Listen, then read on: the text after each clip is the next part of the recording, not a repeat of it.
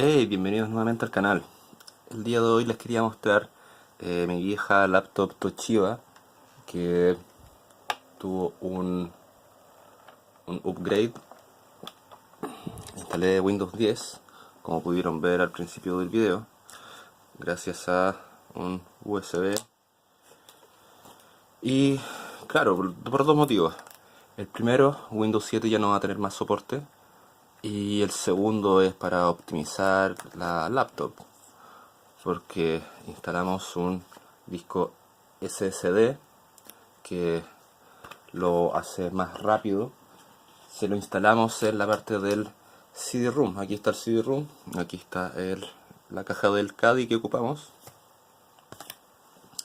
Y por supuesto la ventaja es que ahora corre más rápido. Bueno, pueden ver que esto es todo legal, que sí está instalado correctamente.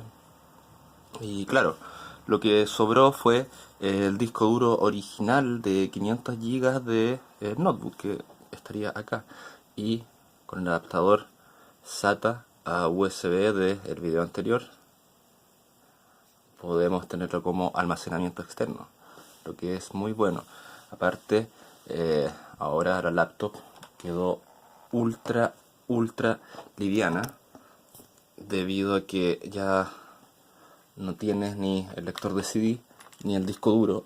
Todavía lo tenemos acá todo abierto.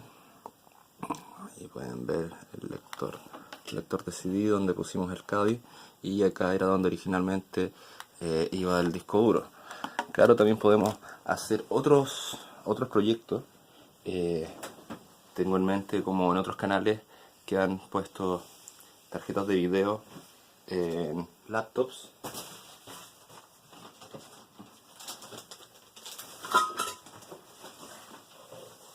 Podemos, por supuesto, con nuestro otro adaptador del video anterior, adaptador a M2 SSD y a MSATA, podemos ponerlo, por ejemplo acá,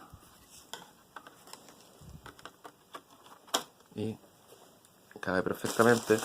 Y después, claro, con un disco, o sea, teniendo el suficiente poder de una fuente para torres, claro, por supuesto le podemos poner una tarjeta de video